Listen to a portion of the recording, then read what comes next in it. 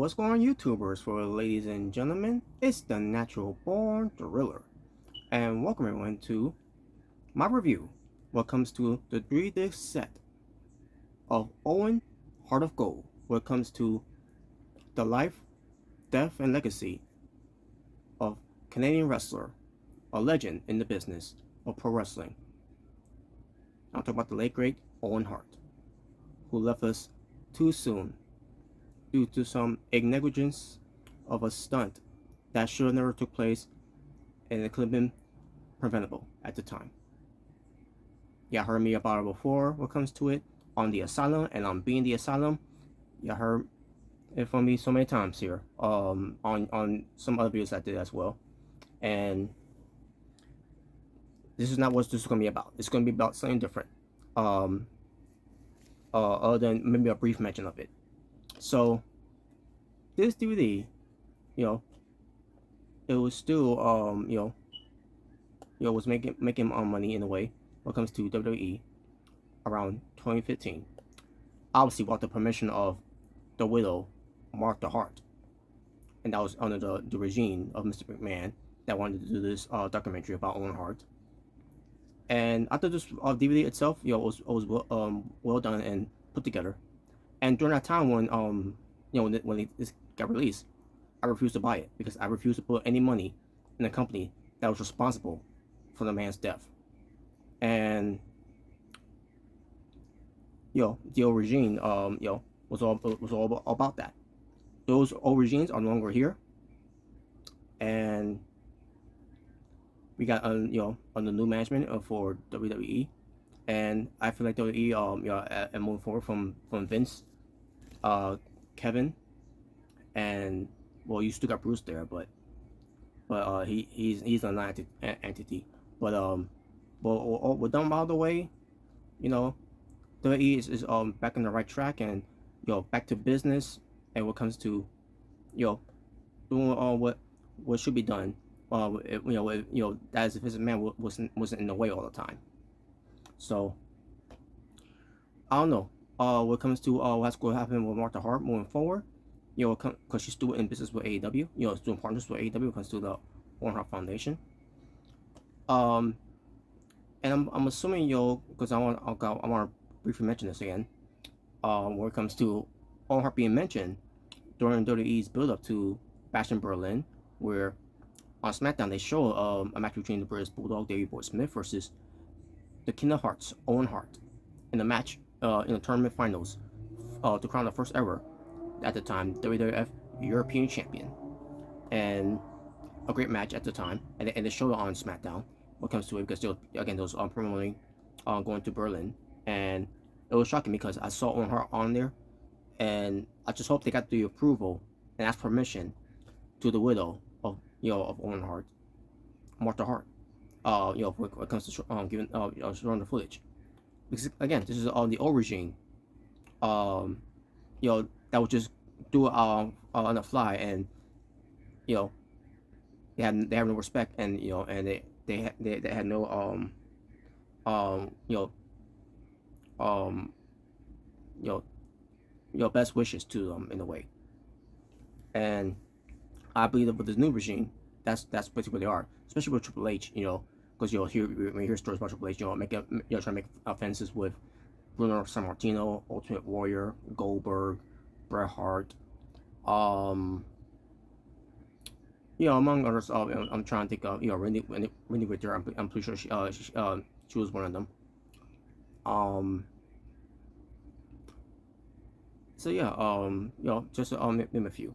So when it comes to that whole thing, hopefully they got permission, and and Martha give them their best wishes for that, and in return we'll see what happens in return in a way. What comes to about that, and then when it comes to Martha Hart's comments from on the Miss McMahon documentary, when it comes to talking about Owen Hart, where Netflix then even asks Martha Hart for that, comes to her perspective, to talk about what happened on that incident instead of hearing from Vince, because you have guys like Phil Mushnick on there. Now he didn't talk about Owen Hart, but we had guys like Phil Mushnick on there. Comes to talking about Vince, slander him and everything, which is fine by me, but there's other other people that was on there too. When it comes to the talking heads on there, talking about some things that relate to them. Martha Hart, it should relate to Martha Hart because she was married to Owen Hart. Why would she not be conducted? Why she was not invited to this interview is beyond me. I don't know if Netflix tried to reach out to her, but of my knowledge, Martha Hart, based on what she said, they didn't even try to reach out for her. It'd be nice if they did, but I guess they don't know where to turn to. Try to reach out Martha Hart to to give her perspective about what happened. To explain exactly how Owen Hart died on that night. On that unfaithful night that he died. So, but she mentioned something there. Also, when it comes to her comments, when it comes to not being on the Netflix, was that comes to the old regime, was responsible for Owen Hart's death, and she's right, obviously, 100% right. Which when she said that, like, maybe it got me thinking, because the whole thing where Owen Hart's footage against British Bulldog, on that Raw episode, we were in Berlin back in 1997 for the European title, first crown the first ever European champion. That we see Owen Hart on there, that's a footage of it showing on SmackDown. So I guess in a way it gives you kind of a glimmer of hope. Maybe they could be in talks eventually, so we could get more of Owen Hart being mentioned. And who knows? Maybe we'll get another DVD about Owen Hart, and then merch of him being sell and action figures, and potential maybe to be in the WWE Hall of Fame. But there's a problem with that though. There's no hall for the Hall of Fame. Will there be one this time? Because I always hear about they're going to do a Hall of Fame museum. When it comes to having an actual hall for the Hall of Fame. Will they get that eventually? Who knows? But maybe until we get that Hall of Fame building for WWE, whatever location that they want to do, because I heard years ago it was going to do in Florida, or whatever. But nothing of it whatsoever. I mean, I'm pretty sure now, with all the money they're making, the stock's going up and everything, with Vince being gone, they can spend that much cash now to have a building for a Hall of Fame, and hopefully that happens, and then hopefully maybe eventually we will get the King of Hearts to be in the Hall of Fame someday. So, but enough talk, folks, about that. What comes to what I was just talking about there. So, I came in here for an Owen Hart review. What comes to the Owen Hart DVD, Hart of Gold. Now, when it comes to the 3-disc set, the first disc set was a documentary talking about the life and career of Owen Hart, leading up to his unfortunate demise. The second part of the DVD tells some Owen Hart stories that didn't include much of it on from the first DVD, which I thought they could have done that because first of all, um, when I first watched the DVD, it was already over by what maybe it wasn't even like a minute of it. Well, I mean a minute. I mean an hour. I meant to say an hour. It wasn't. It didn't feel like it was an hour. Listen to it. It felt like it was almost like 15 minutes in a way. But I got to double check though to see if it was only 15 minutes of watching the documentary. But um but when it comes to the runtime, when it comes to watching not just the from the first disc, but also from the second disc and the third disc, because the second disc includes matches of his, and the third disc continues on with his matches. 6 hours and 36 minutes of of watching this entire DVD set, which is why it's a 3 disc set. So I don't know. I'm pretty sure it's because of the matches, but also because of the part two disc. The second disc I should say. When it comes to telling more stories about Owen Hart, that took too long by the way. I don't know how long it took, but basically it was like about maybe every 3 minutes, every 5 minutes in a way. What comes to talking about the Owen tails, what comes to his ribs and all that, and which I'll get to more. I'll get to that when I get into it. But um, but yeah, some matches that are in there. And there's one match that's not in there, which I'm baffled that's not in there, and that's Owen Hart versus Bret Hart for the WWF Championship at SummerSlam of '94. Excuse me, of '94, and that's the cage match. The only match that's in there between Bret and Owen is that WrestleMania match, WrestleMania 10, when they opened up the show. A great match to open up the show. So I'm surprised that was I'm surprised that they put that match in there. I mean, I understand them putting that match in there, but I'm surprised they didn't put the other match with Owen Hart and Bret Hart did, because that had a lot of good stories in there when it comes to the Hart family's involvement, Jim Neidhart returning to be involved, British Bulldog instead of being involved. You have the entire Hart family involved in that. That's the whole story. And I can't believe that's not on there. I'm pretty sure it's on Bret Hart's DVD when it comes to the best there is, the best there was, the best there will be. When he first did that DVD about him when he made his return, sort of made his return, but he only made a return just to be in the Hall of Fame. And I think the Heart and Soul DVD as well. It might be a match on there. What comes to him, and also Owen Hart. And that's also one of the DVDs that was made by WWE. That means Owen Hart's footages, and Martha Hart sued them for that. Because as usual, without permission. So, but I feel like they could have added that into there.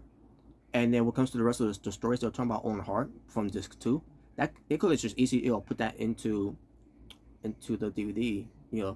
What comes to bonus feature, I should say, the bonus feature. Maybe a couple of them could have been on the documentary, but as far as bonus features, that could have been on both. That bonus features could have been on the first disc instead of put on the second disc. That's just me. That way you could add a few more matches that happened with Owen Hart. Even matches that probably fans never that's happened.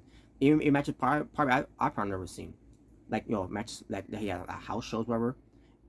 For example, that match with Edge and Christian versus Jeff Jarrett and Owen Hart, which that was mentioned. When it comes to the stories here, I'm surprised that was not in there. At least when it comes to showing us how that match was. When it comes to that spot where Owen Hart had the red nose, and Jeff Jarrett as well, because it was Owen Hart's idea to do that, because he was always a prankster. So, but I don't know, folks. It's weird, but at the time, but it's whatever. As far as the match, you could watch it on YouTube in a way. That steel cage match with Owen Hart versus Bret Hart, one of the greatest steel cage matches you've ever seen. When it comes to storytelling, and when it comes to the rivalry between Bret and Owen had, that was great. It was great, and I think they mentioned, if I remember, I think they mentioned on here too, but I'll get to it when we scan through it. But with that being said, folks, let's not waste any time. Let's get right into it. Let me pull it up here. So I did take down some notes. and I'm gonna go by what was mentioned from the documentary from the first disc. So here we go, folks. And by the way, before I continue on, in case if I decided to stop the video, it's because there's a mosquito flying around, and it was getting to trying to get to me in a way. So so if by any chance you see something a little different on that as the video going by here, that's why, guys, because I stopped it, because I want to make sure I want to kill it yet. That way I can concentrate on this, So here we go. So here we go, folks. Before we get to the DVD itself, what comes to the first disc, or what comes to the documentary, the talking heads for Owen Hart of Gold. Obviously, you got the Hart family of Bret Hart, Allison, Georgia, Keith, Diana, Ross, Bruce, Smith, Natalia, and Ellie. I guess that's her name. You also had, when it comes to wrestlers, you have Jim Neidhart, Edge, Chris Jericho, Tyson Kidd, the Brooklyn Brawler, Rob Van Dam, RVD, the Red Rooster, which is Terry Tiller, Daniel Bryan, Vader, Scott Hall, Jim Ross, Coco Beware, Jerry the King Lawler, Beth Phoenix, Ted DiBiase, the Million Dollar Man, David Hart Smith, Davey Boy Smith Jr. I think about his WWE name, that's why. Lex Luger, Davey Boy Smith. This was back in This was basically it means a clip of him from 1999. Mark Henry, the Road Dogg, Michael Cole, Kevin Owens, Sami Zayn, Mike Chioda, Tony Chimble, Paul Bearer, and this was it means a clip of him back in 2011. Triple H, Mick Foley, Billy Gunn, Christian, and I would say Vince McMahon as well. I'll get to him later, by the way. But those were the talking heads, folks. When it comes to the documentary, and there's another talking head too, but that was in the second disc. When it comes to the Owen Hart's tale, the Owen tales.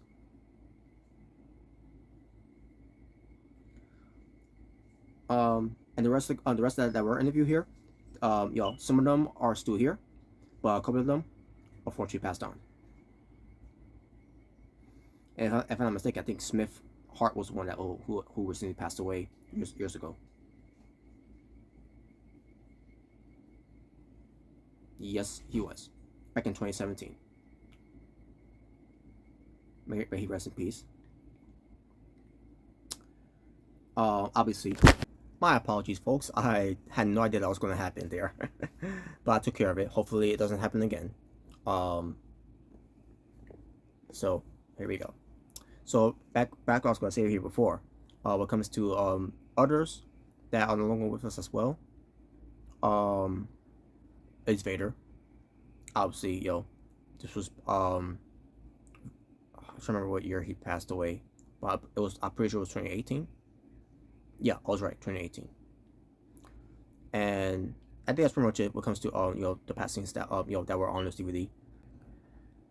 All right, so that out of the way now. Now let's get to how this DVD started off. First of all,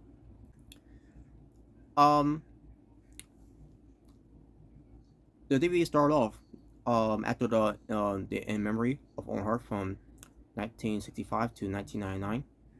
They opened up with entitled, with the first title of the documentary, Fun Loving, basically describing Owen Hart being fun loving. With the talking heads on the DVD, talking about Owen just being fun, lovable guy for anything he does, for a reaction. Because with his pranks, it's not like with the Dynamite Kid, when it comes to those type of pranks that he's known for, which is cruel and not good. And and other wrestlers do that too. Some wrestlers being nasty with their joke, with their pranks. Owen Hart was not that person. His pranks was one of the original pranks. When it comes to anything clever he comes up with, and it's not mean hard at all. And then we get to the second portion. So yeah, let's call that when it comes to going to this DVD portion. The first portion was fun loving. The second portion was born and bred entertainer, which when it comes to him being a prankster, yes, he was definitely that. Owen being interviewed back in 1996. When it comes to I'm trying to remember exactly what he talked about. When it comes to being an entertainer, when it comes to to do it, to entertain people with his pranks and all that. But also we get to where Owen as a kid have a monkey, not a real monkey, like a stuffed monkey, and a pet cat. When it comes to wrestling, and it was a way where he's entertaining his own wrestling when it comes to a monkey versus a cat. So, born and bred entertainer. In fact, he could have been a better entertainer promoter than Vince McMahon when it comes to sports entertainment. Or Hart could have been that person. So, but Owen, who started off as a prankster as a kid. I don't think they mentioned how old he started doing his pranks, but then they mentioned with him being a prankster as a kid. Then around when he was 12 or 13, he turned up a notch with his pranks, so. And then we get to the first portion of Owen's tales, of Owen tales. For example, prank Stu, which is his dad. So at a super show that Bret Hart was talking about here, I guess Stu had a friend, Reggie, who I think who's also in the business too. And obviously, around that age, we're Stu, I guess. But basically, Reggie called, or should I say, Reggie called Stu, and happy, they're having this talk, and then all of a sudden he gets mad because Reggie's basically, I guess, talking some smack to to Stu, and Stu is getting mad and all, and Reggie's getting mad too. Again, Reggie getting mad as well. And then Stu realized after that his son Owen got him. So that was one of the portions of Owen tales of his pranks. Then we move on again. This time with the third portion of the DVD. Stampede Wrestling / also the other portion of here is I'm going to include as well. Blue Blazer, when he first became Blue Blazer. I'll get to that. But first, Stampede. Stampede Wrestling. Owen Hart was known to do backflips. And he practiced doing backflips too, by the way. He had his own ring. At the Hart family home compound, which we want to say. And I'm not talking about the Stu Hart dungeon. I'm just talking about because in the backyard. But Owen Hart will do these things. He's got to learn these type of crafts when he gets in the ring, and he did. And Owen, they told a story here where Owen was under a mask, and was in the original British Bulldogs with the Dynamite Kid and Davey Boy Smith, because there was a tag team called the British Bulldogs, and that was the Dynamite Kid and Davey Boy Smith. But Owen Hart will wear a mask, to be an original member of the British Bulldogs. Then Owen wearing a mask in WWF. This is where he gets in WWF as the Blue Blazer. Brett gave a word to the company, and I believe it was something about No, actually, it was a different story. But well, Owen gets into WWF as the Blue Blazer, and um, he won a couple of matches, but then all of a sudden they relegate him as a jobber, basically to be a job guy, and basically he wasn't happy in that position. Not only wasn't happy of being a Blue Blazer, but being a Blue Blazer superhero like a character that he was portrayed at first. He's gonna be just be doing jobs. So he left the company to go to Mexico, which I'm pretty sure it was Triple A maybe, or maybe CMLL as well, but most likely Triple A. I'm pretty sure that's where we went to. Maybe some other Mexican promotions as well. Comes to their own independent or territories that they did. But he also went to Germany, which I'm pretty sure was Berlin. Um, and then obviously in Japan. When it comes to New Japan, and I don't know, maybe he did All Japan as well. That's something I need to look into as well. But either way, but he's done that. He's represented other continents, and other countries, because again he was feeling unhappy, when he first came into WWF, when it comes to being Blue Blazer and also being a job guy. All right, folks. Before I continue, try to ignore my brother sleeping. That's what I'm trying to do as well, and try to keep it low in a way. So, continuing with the Owen Tails portion. When it comes to more pranks of Owen Hart, and it involves late night calls. Owen Hart, pulled an English accent, like he's from the United Kingdom. Cause I think they were touring in the United Kingdom, wherever, someone from the European, and he will call them at whoever he'll call at 2 a.m. in the morning. Basically, when it comes to ordering breakfast, like a fried porch or pooch, whatever what it's called, with pizza. And Triple H was one of the ones who got called when it comes to ordering breakfast, and then when it comes to the pizza is free, but with the toppings, it's gonna cost a lot more. Oh man, and you be hearing stories like that with Owen Hart with prank calls too and all, and it's just one of those things. It's funny. All right, so then get to the other portion of the DVD.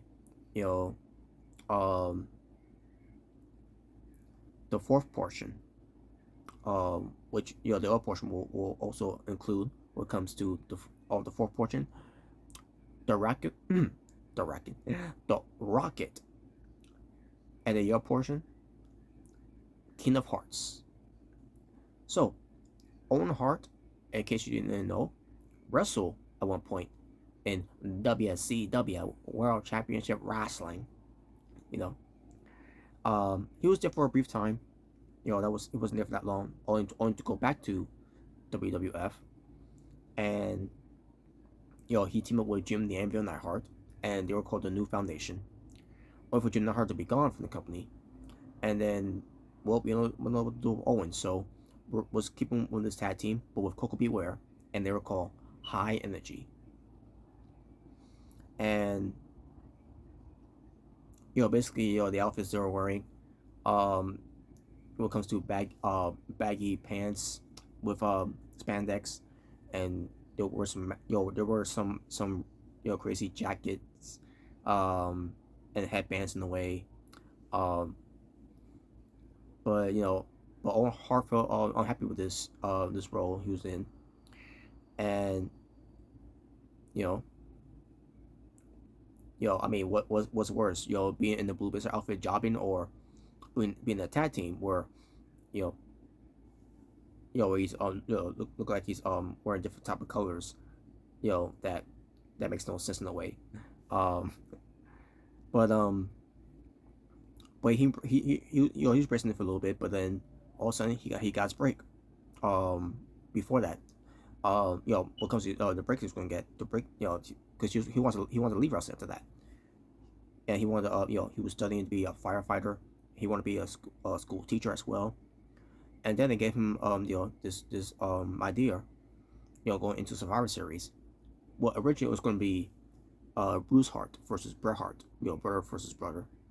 But Bret fought for Owen Hart because Owen Hart is basically was doing a whole lot of nothing, and he wanted to leave. He wanted to leave the company. He wanted to leave wrestling to pursue other you adventures, comes to a career. And Bret Hart fought for Owen Hart to be in that position. And I think Pat Patterson fought for Bruce Hart to be in it. And then this man had the final say. He's like, okay, we'll go with Owen. So they went with Owen and did the spot where Bret got in the way of Owen Hart. Owen Hart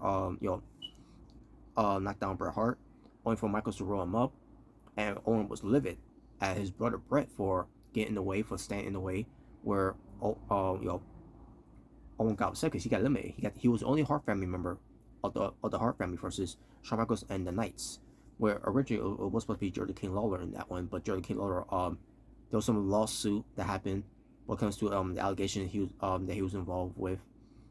Not gonna get into it because it ended up being dropped, and I doubt he did anything. But it was a weird combination there that Shawn Michaels was had his own Knights, and yeah, it was something. But they ended up, the Hart family ended up winning, and Owen came back out only to be upset with Bret. It should be a happy moment where the Hart family won, but Owen felt like Bret was all about him. Owen felt like he was always in his brother's shadow, and that's how and that's ended up being the story when it comes to their entire life. Owen's always been in the shadow of Bret Hart. Bret Hart's always been the the guy they look up to.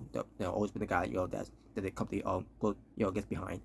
Basically, have him be the the golden goose for this new era in the WF at the time, where it should be Owen.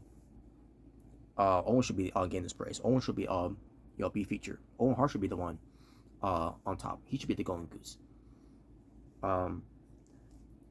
This led to a jealousy pattern here leading up to what's going to happen eventually, where the turn happened at the Royal Rumble. The whole kick your leg out your leg, which by the way I wish they would have added this on the DVD. The whole kick your leg out your leg promo that Owen Hart did, the night after he turned on Bret when they had that tag team match for the tag team titles, the Hart brothers versus the Quebecers. I think they were called the Quebecers. Or when it comes to the Mounties, they were I think they were called the Quebecers. But they didn't win the tag belts because Bret Hart, Owen Hart's the way he saw it, Bret Hart was selfish because he didn't want to make a tag. All you had to do is tag. He knew he was hurt. All you gotta do is just tag him. But Bret was selfish, and that's why Owen did what he did. That's why he kicked his leg out of his leg. And I wish they would have added that promo there. They showed the part where he kicked his leg out of his leg, but they didn't show the promo. I didn't get that at all. That was one of the best infamous promos from Owen Hart. Cause I know he wasn't meant to say that. Maybe he did meant to say it because we all know Owen Hart is known as to be a prankster. So maybe that was part of his prank. With the whole kick your leg out your leg. Because let's be honest, it doesn't really make any sense when you kick someone's leg out of someone's leg. But maybe that was part of Owen's ribs. So, but it worked. It worked though. So this led to where Bret and Owen had to hate each other, not just on screen, but off screen. When it comes to kayfabe, keep kayfabe alive here. So they can't all be in the same planes. They can't be in the same house. They can't be in the same hotels. They can't travel together. They can't do any of that. And when they do get to meet each other, they gotta hate each other's guts, and that's basically how it was at the time, before the whole curtain call happened, But either way, when it comes to kayfabe is not a lot as it is. It's still on life support in a way, but because social media and everything and all that, so it's gonna be hard to retain kayfabe in wrestling, because everything now is being shown what was the work going on. So, but that was during those times, yeah. And they led to WrestleMania 10, the opening of the show. Great match, great opener, which led Owen Hart winning. He beat Brett, and this was the night where Brett was going in, because he won the Rumble with Lex Luger. That was going to face Yokozuna, and they did the whole coin toss where who's going to get the shot first.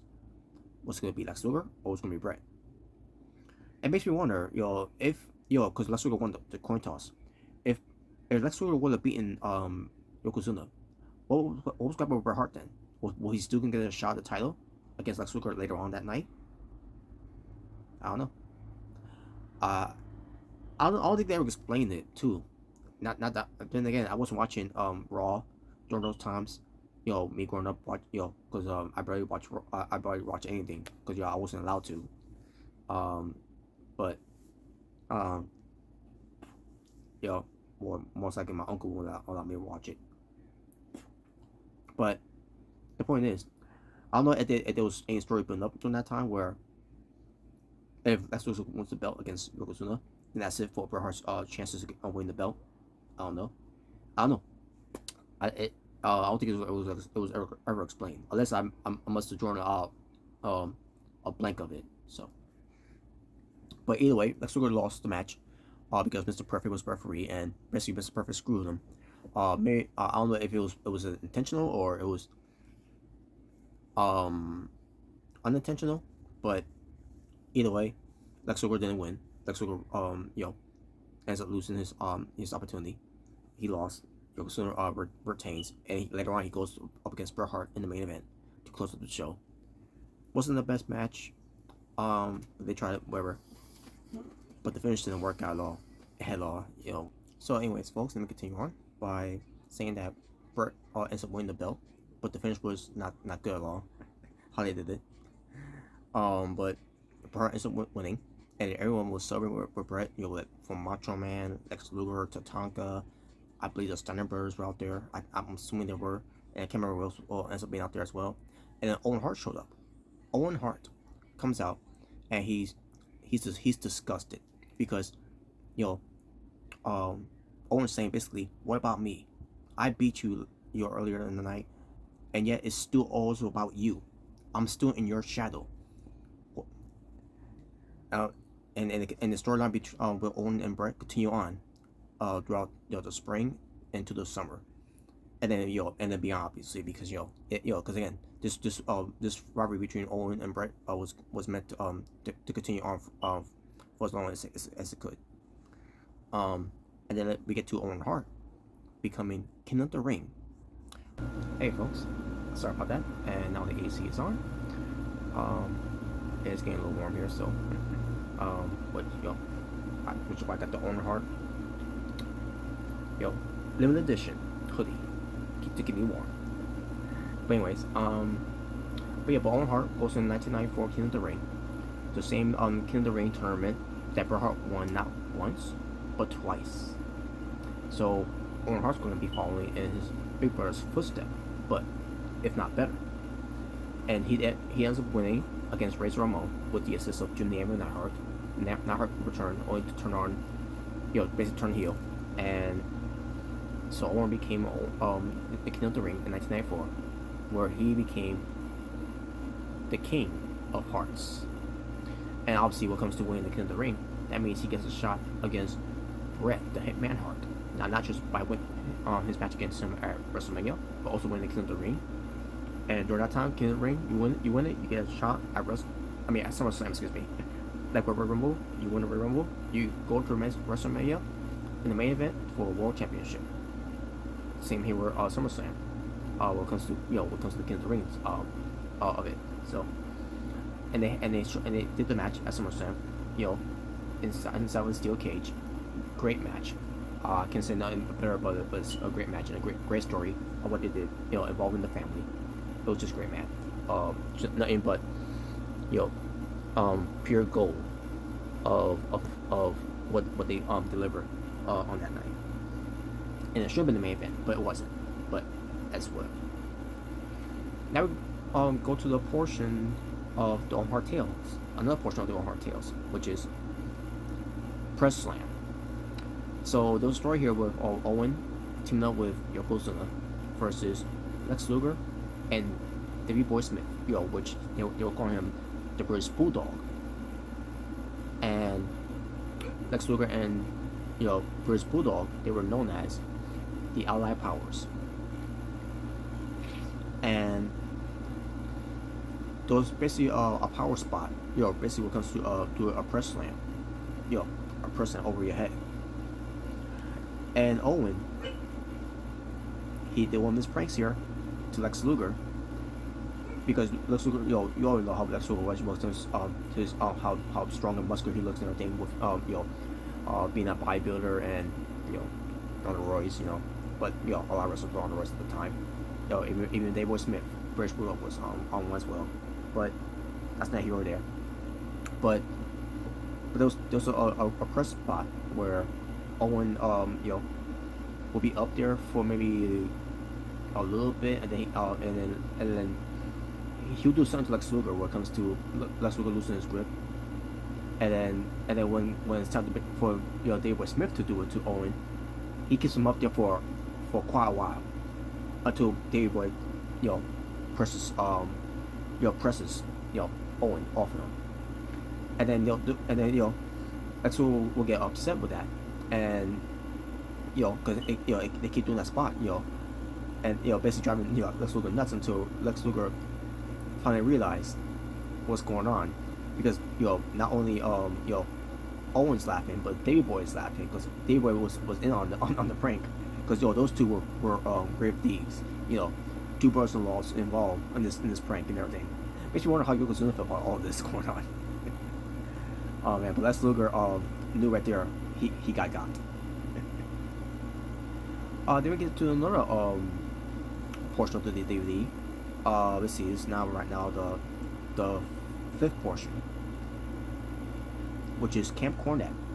Camp Cornette, that featured Owen Hart, Yokozuna, being accompanied by Mr. Fuji, and the British Bulldog. At that point, Davey Boy Smith was now a heel, and obviously this was probably like around maybe 1995, around the time, from the SummerSlam. Around the summertime, I should say. And at that time, Lex Luger was already gone. He went to WWE because he basically had enough of WWF at the time.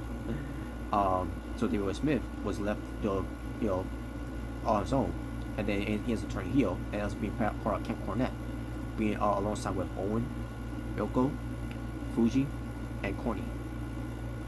So Camp Cornette was a guilty pleasure of mine during that time, and later on, in '96, Vader ends up being part of it, and then basically Yokozuna was a weak link at that point, and then he has to be kicked out. So we had Owen and Yokozuna as a tag team, which I always loved that. That was my guilty tag team pleasure. Owen Hart and Yokozuna were to me were my favorite tag teams during that time. And obviously Yokozuna couldn't really do much anymore because he was getting overweight, and it was out of control during those times.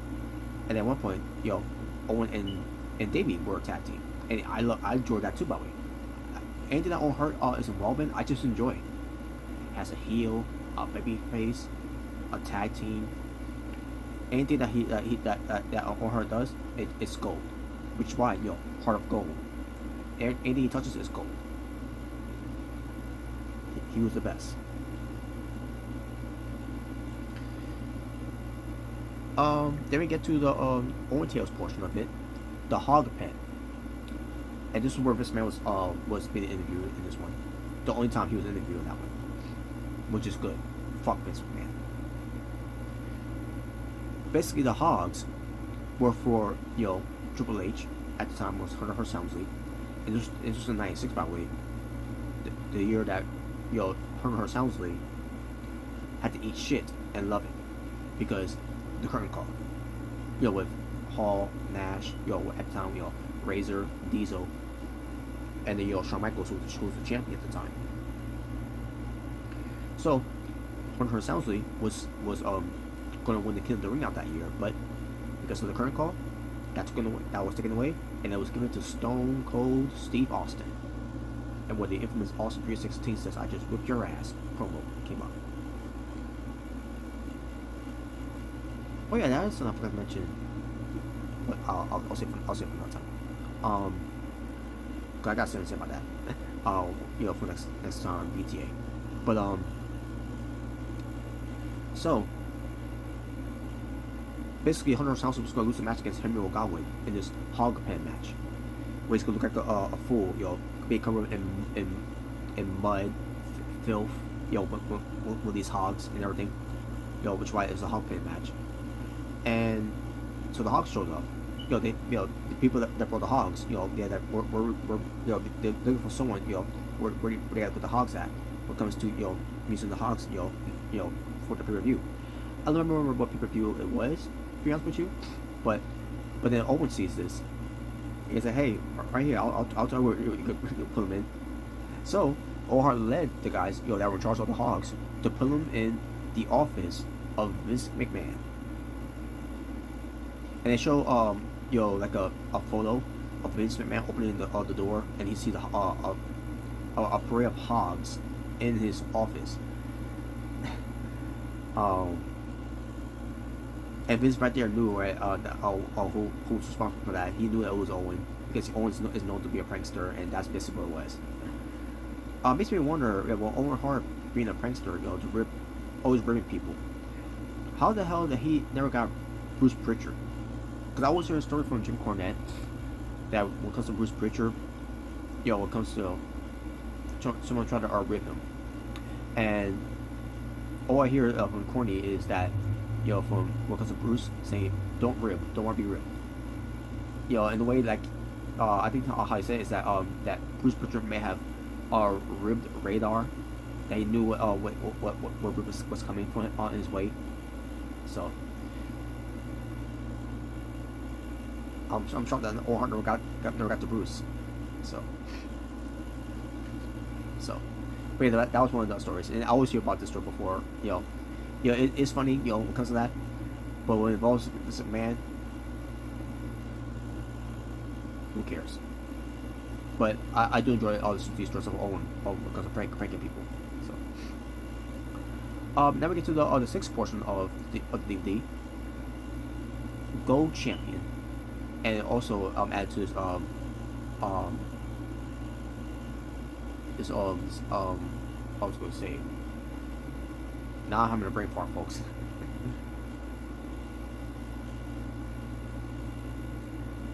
Portion. The other portion added for Gold Champion is Hart Foundation. I'll get to that momentarily. Owen Hart wins his first IC, his Intercontinental Championship against, at the time, the blue chipper, the cookie cutter smiling babyface that this man was trying to shove out down our throats, Rocky Maivia, who we know now as The Rock, Dwayne Johnson. And he went out to have a decent career, an okay career,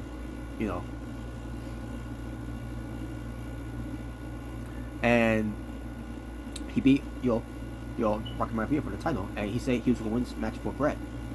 At the time when Bret Hart was in a wheelchair, he was confined in a wheelchair because of a surgery he had on his foot. So about cleaning his foot, inside of his bones, whatever. It's not that, I can't remember. I remember they showed like a footage of it on WWE television. Yeah, I'm running that Raw on that night.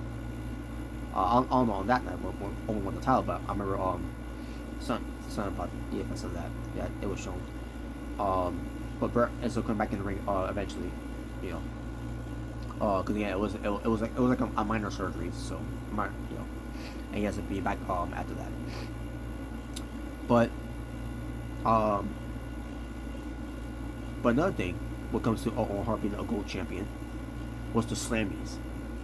Not being a one-time Slammy, but a two-time Slammy. But when he won a Slammy, he always carried that Slammy with him, and that's another thing too. When it comes to him carrying that Slammy, I always see him carrying that Slammy during that time me watching him, and I like that's the most beautiful. And it's a beautiful Slammy, by the way. When it comes to the Slammy awards that they do, and Owen Hart brings it out. He glows about being a Slammy winner. Basically, when it comes to it, when it comes to the presenters really didn't win it, so Owen Hart ends up winning it for himself. So that's how he became the Slammy winner of it. once and twice he ends up doing it. But he always carry with him. He always praises Sammy and everything. He always show off his Slammy. It was just I just loved it. I loved it, man. And whenever his Sammy gets destroyed, I feel bad and upset for Owen. That Sammy got destroyed. Even British Bulldog purposely destroyed Sammy because he basically was having enough of his shenanigans. Like, I think at the time Clarence Mason was involved with him at one point, who was also part of Camp Cornette, because being Cornette's lawyer, his personal lawyer, until he became a member of the Nation of Domination. Clarence Mason. Some of you may not know who he is, but Google him. So, and then we get to the new Hart Foundation that involves Bret Hart, British Bulldog, Owen Hart, Jim the Anvil Neidhart, and Brian Pillman. This was the new Hart Foundation that was formed because of Bret Hart. And this was the whole thing where they're doing the whole Canada versus America. It was crazy during times, folks. Especially when it was during the rise, the upcoming rise of the Attitude Era. There was some elements in there. There was teasing some things. There was going to be some changes and some direction of going in during that time. It was still the new generation era, but basically there was trimming away from it because we're going into the Attitude Era, which we didn't go into until later on in the year. But basically they show us clear examples of what the direction the company was going in, of what they were doing, and what they were doing. They was going into the Attitude Era.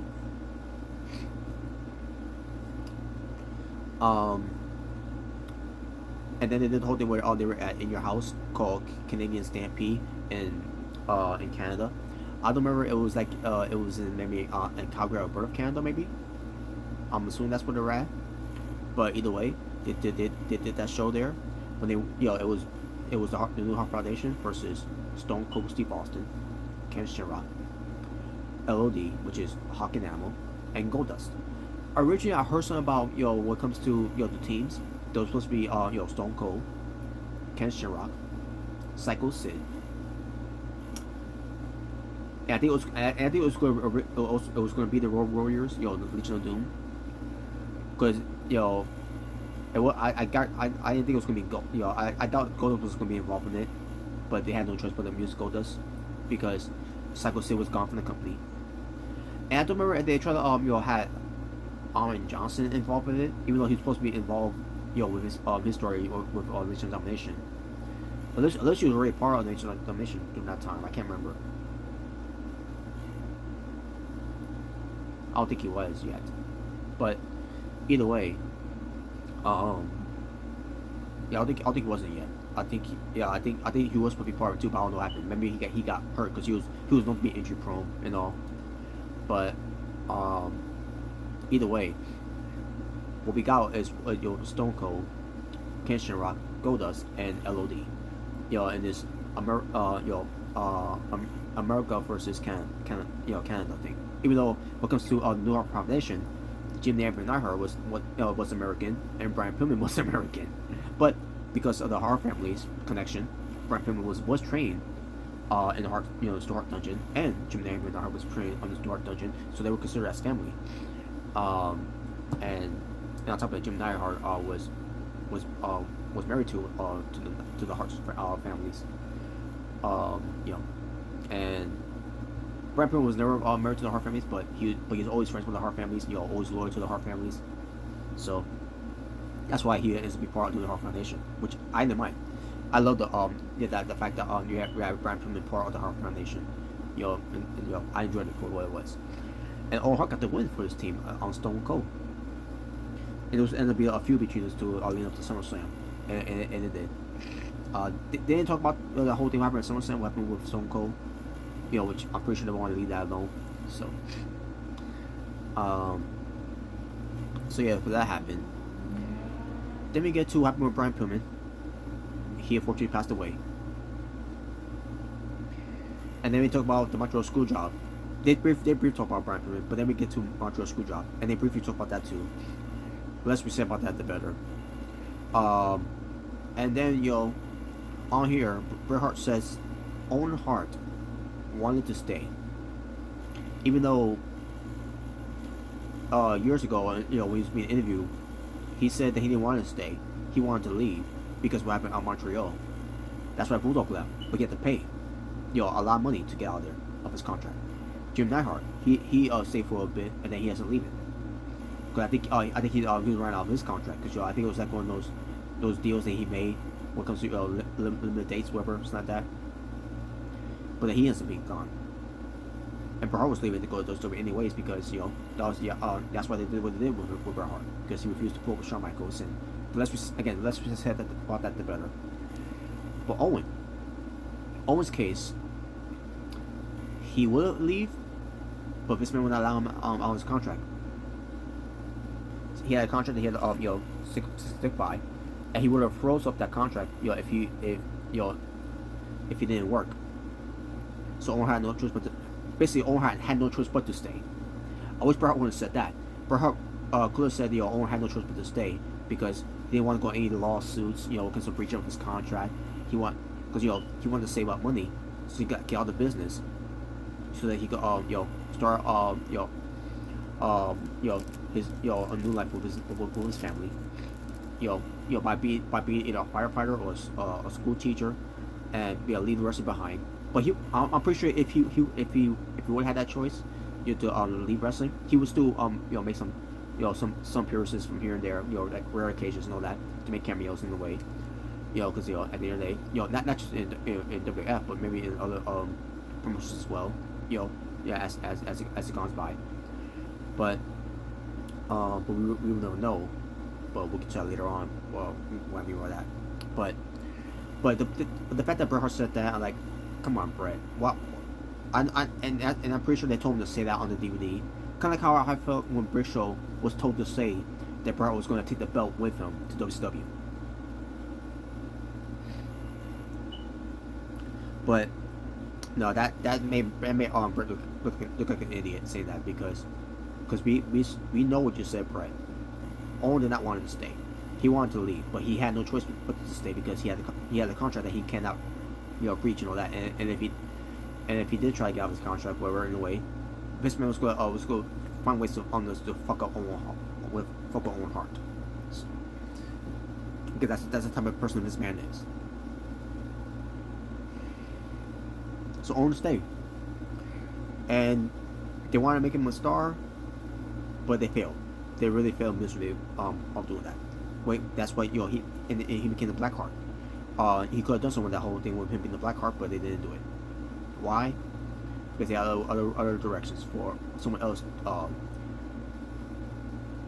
And on top of it, they still feature Owen Hart, but Owen Hart was not featured on much anything important until he ends up being part of the Nation. He has, ever since he became a member of the Nation Domination, they decided to call themselves the Nation. The group when it comes to The Rock, Mark Henry, D'Lo Brown, Kama Mustafa, who ends up later on becoming the Godfather, and then Owen Hart is being part of it. All right. So, and also before that whole thing, he also won the WWF European Championship, which it was funny too because he beat Goldust, who was going through his phase of being the artist who known as Goldust. And it was just like Hunter Soundsley, because Hunter Soundsley at the time was the champion, but he couldn't wrestle. I think he had like a broken foot at the time. I can't remember if that was the case or not. I think he still had a broken foot until he recovered from it. I think that's what happened. I can't remember. But anyway, Owen Hart did end up becoming European champion because of that. Because Hunter was trying to weasel his way out, and it didn't work. He still has to loosen the belt.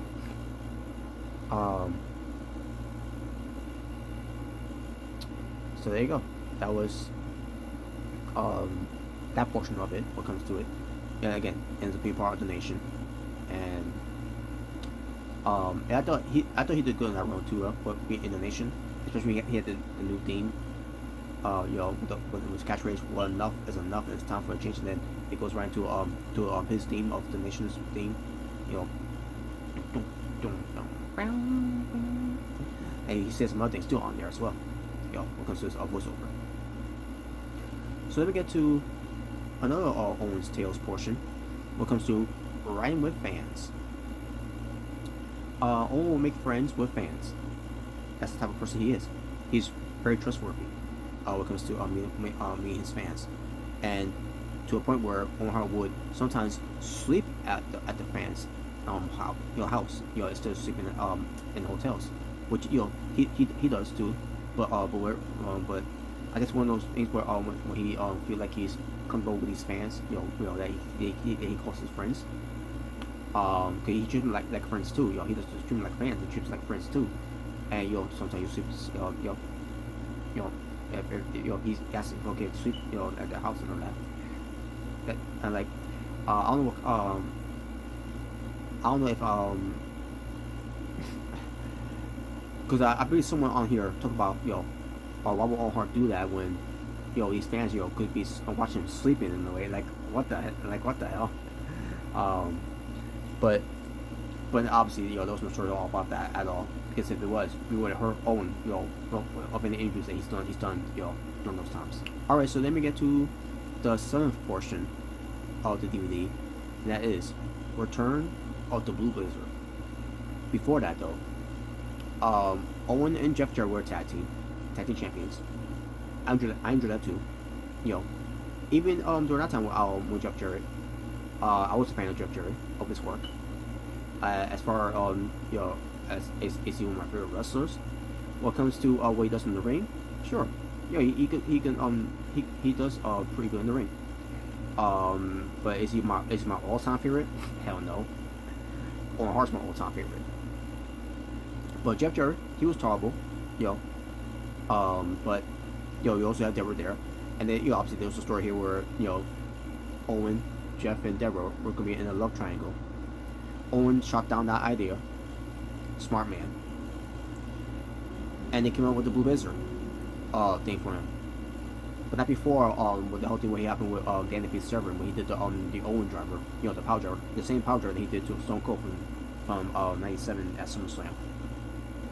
And I think the same thing happened with Dan Severn when he got his neck hurt too. I don't think he needed surgery. Not that I know of my knowledge. I remember he did a shoot interview about that. Yeah, he wanted to kill Owen because of that. I'm pretty sure I saw Stone Cold for it too in a way. But I digress.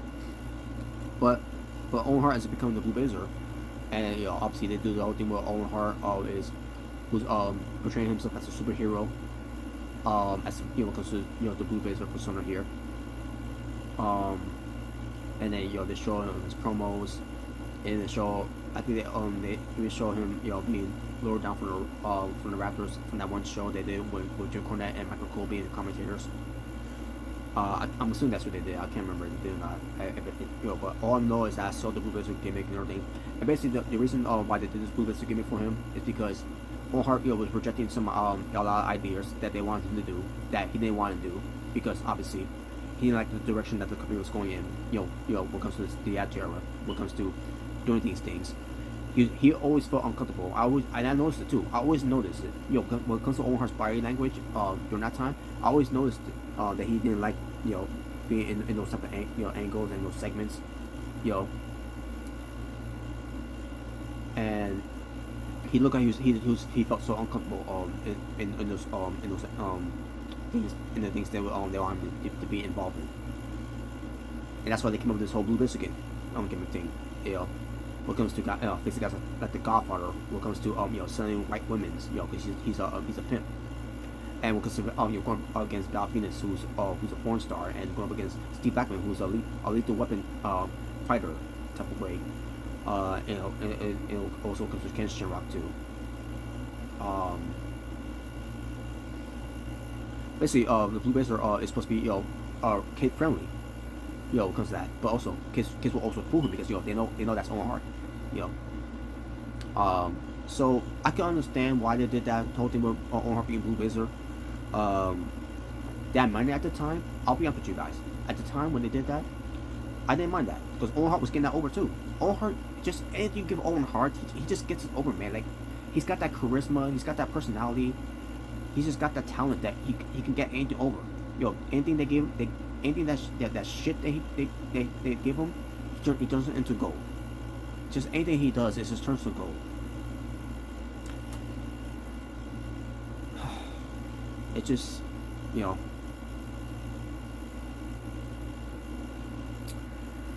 Roman's getting there, folks. Roman's getting there. But before we do, one more Owens Tales. What comes to this portion? And that is King of Carry On. So what does this mean?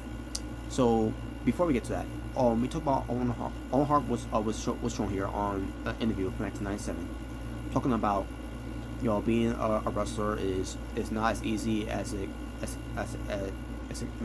makes out to be, as it can be. When it comes to when it comes to leave family behind, you don't get to see family that much, and and when it comes to for his busy schedule, and when it comes to and he talks about something about poorly booked travel that can be pretty hard, which is why we get to this portion of of the story of him being king of Carry On, which Scott Hall was probably, did I mention something about Scott Hall too on here, being the Talking Heads? Yeah, he was. So yeah, he's also one of the guys who's unfortunately no longer with us too, who unfortunately passed away back in 2023. Was it 2023 or was it 2022? Well, let me double check, folks. I apologize as I'm doing this right now. Scott Hall.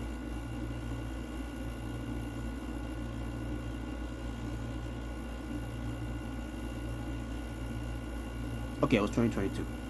So yeah, I was a year ahead off of it. So, but Scott Hall mentioned this, where Scott Hall talks about how Owen Hart is the king of Carry On, because it was a story that was told, and Jericho was on here too talking about this, where it comes to Owen Hart. He only got one bag, and Jericho was like, where's the rest of your luggage? You know, where that? And the Owen Hart's like, this is it. It's not a point where that Owen's like, he's ripping you guys, like, oh yeah, okay, seriously, where's your other stuff? No, this is my only thing. It's the only thing I carry. So yeah, Owen Hart was a king of Carry On. He doesn't bring much with him. When it comes to traveling. I'd love to know what Carry On he had. The bag that he had. Just one bag that he got, one duffel bag that he got. I want to know. But he doesn't carry much with him, and he doesn't want to pay the flights, the airport, I should say. He doesn't want to pay airports, to take his bag, and wait in line for his bags, at the next airport when he lands. He wants to take the bag with him, on the plane, and that way he could get out there quicker, so he could see his family.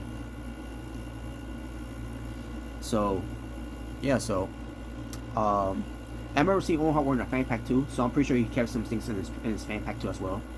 So, during that time, a lot of wrestlers during that time will wear fan packs. Whereas Bulldog, Brian Pillman, Owen Hart, obviously Bret Hart, Hulk Hogan, Macho Man,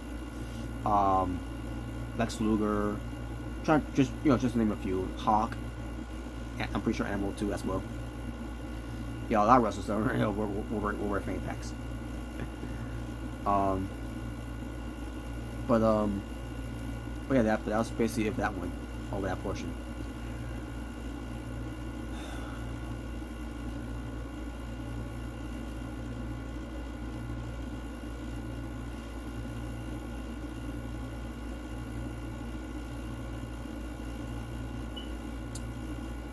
The 8th and final portion, folks. 23rd May 1999.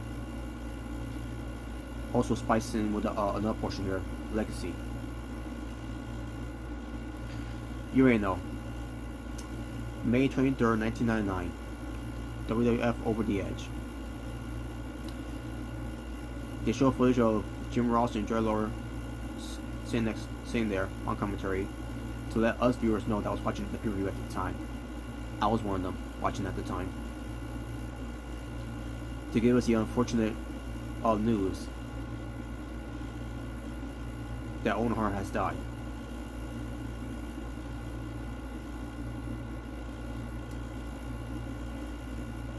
And then you got some talking heads talking about, when Owen Hart died, the family was never the same. They showed clips of the funeral, where the wrestlers attending. They didn't show Martha Hart on here that much. Not my knowledge if they did or not, but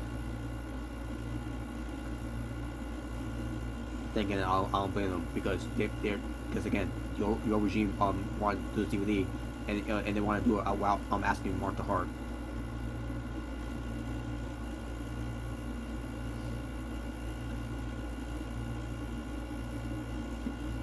Just unnecessary stunt that should never happen. That could be all avoided and preventable. It all could be preventable. But because of the negligence of how this all went down, after everything's been covered by Dark Side of the Ring, by Martha Hart in her book.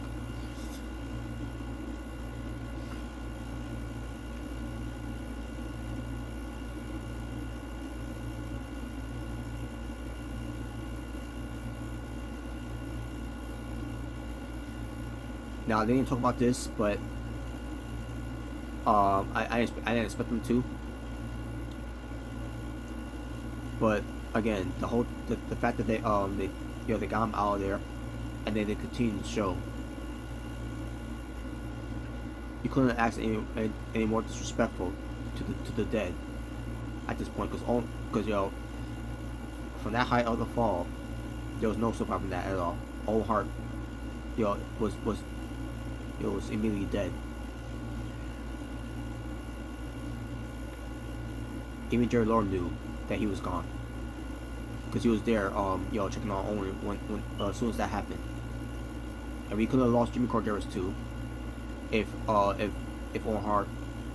Because I heard stories at the time where someone said that Owen was falling to his death. That Owen was yelling, "Watch out of the way," something like that, because obviously he didn't want anyone else getting hurt, and hope and Jimmy Corderas has told stories about this. He couldn't really make what was going on, what was being said, what all he knew was that something brushed by them. So yeah, he could have been a goner on that night too. And we also could have had another one dead as well. But the original plan was to have Max Meany to be the Mini Blue Blazer. So we almost could have had 3 deaths. And based on Mr. McMahon's take on Netflix of his Mr. McMahon docu-series, docu-series, because Owen Hart died, he still continued the show. And he said if that would happen to Shane McMahon in that position, or Vince himself, he said the show will still go on. And you had no regrets of that. But because it happened with Owen, of course there's no regrets of that.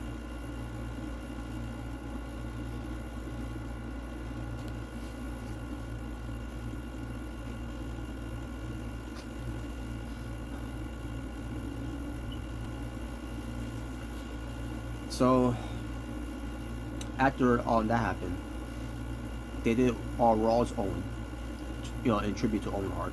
Now originally I heard something about Kevin Dunn did not want to even do a tribute show for Owen Hart, to just was just not mention anything that happened with Owen Hart and just move on. But Vince Russo, and I'll give him this credit. Vince Russo, as much as I don't like Vince Russo, which I think he's garbage. You know, sorry for getting choked up here.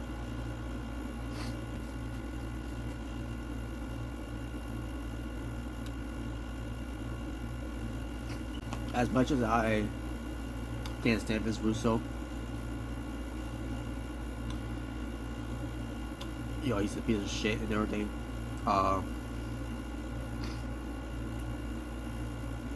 But I'll give it this.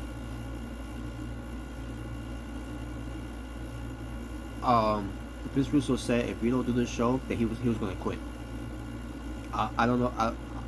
I'm trying to remember if he thought about quitting, because Kevin Dunn said, "Yo, we're gonna do a tribute for Owen."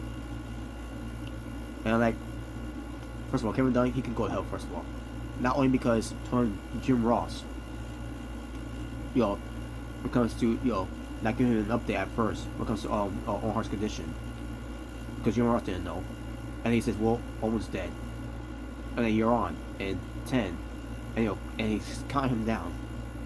Also, fuck you, Kevin Dunn, as well, for not, you know, trying trying not to do all this tribute show for Owen Hart. Like he didn't mean nothing. Owen Hart didn't mean nothing to anyone. In that company at the time. How fucking dare he?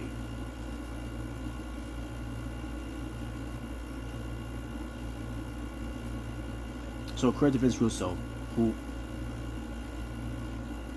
said we're doing this tribute show, or I'm going to leave. But he has to leave eventually, not because it will happen with Owen, but with something, you know, that between him and Vince, you know, had fallen out.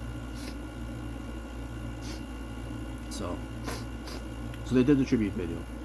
I mean, they did the tribute show, I should say. Raw is Owen.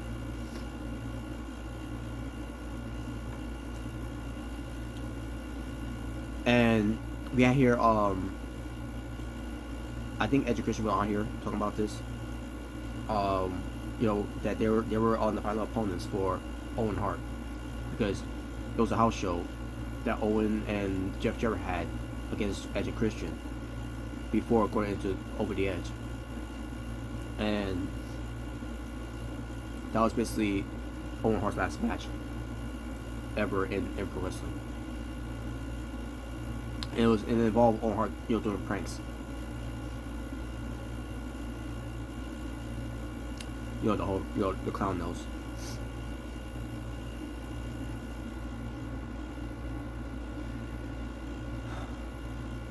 And then you know, because of the legacy portion here, a lot of wrestlers talks about how much Owen Hart influenced him.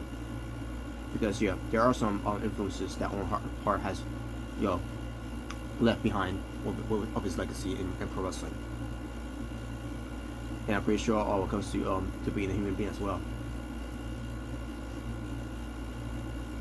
And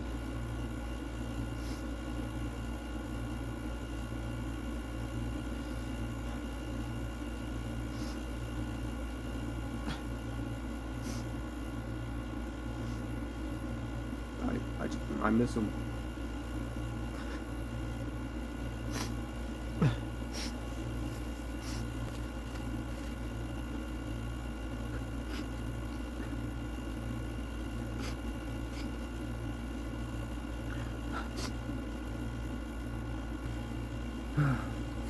I'm sorry, folks. I wasn't done yet because,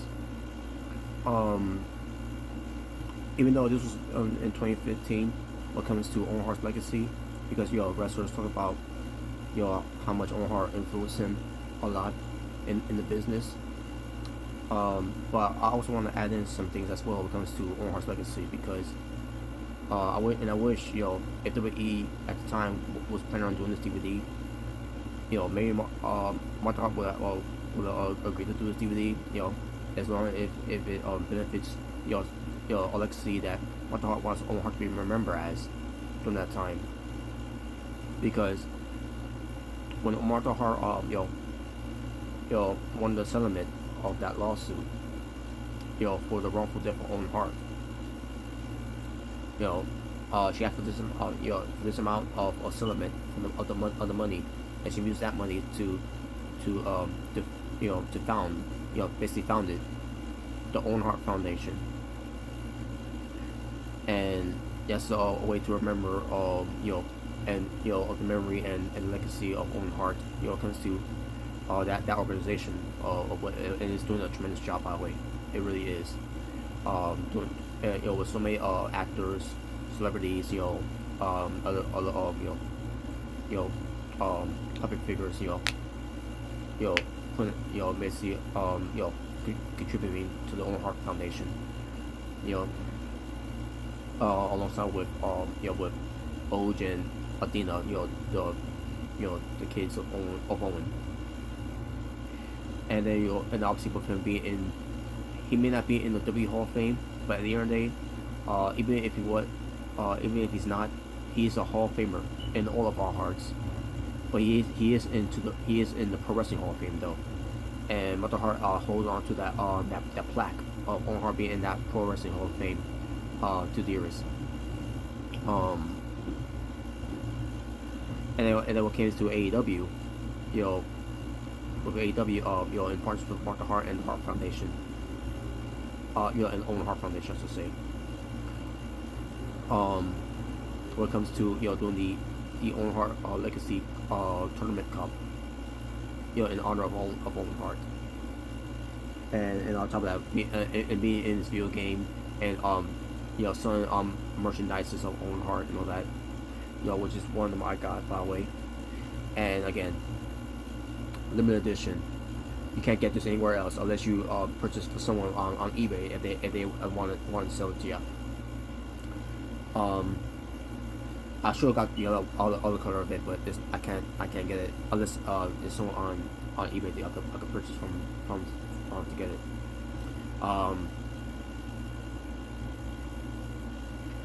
That's the legacy that Owen Hart left, and I think I may have seen an action figure of Owen Hart from AEW. When it comes to of the attire that he was wearing in Japan, and I think most likely in versus Stampede, but either way, and then with CM Punk's promo that he did, when he was in AEW back in 2023, where the locker room will be empty. If Owen Hart didn't influence, a lot of those wrestlers, and I'm pretty sure all those wrestlers, that when it comes to doing their aerial attacks and everything, high flying moves, all the flips and everything, because Owen Hart was the originator of those things. If not, those guys, their own type of elements, and they'll spin on it. That was all because of Owen. So, as much as CM Punk was pandering in a way with that, because he was part of the Owen Hart tournament. But at the same time, what he said there was no lies. Tell me when CM Punk's telling lies about that when it comes to Owen Hart. You can't. No lies detected there.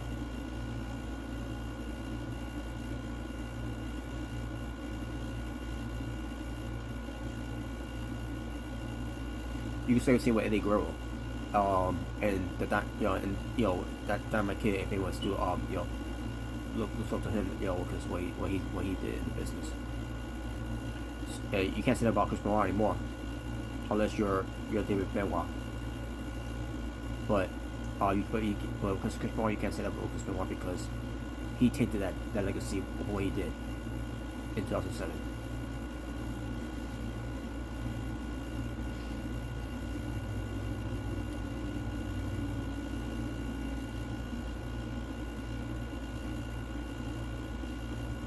But even Chris Canyon, Brian Pillman, a lot of our wrestlers are no longer here.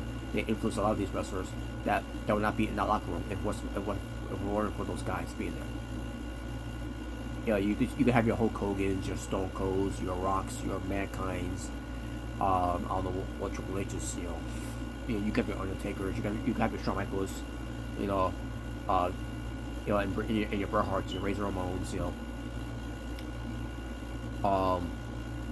But Owen was that gold, was that Heart of Gold, that influenced a lot of wrestlers that would not be here right now.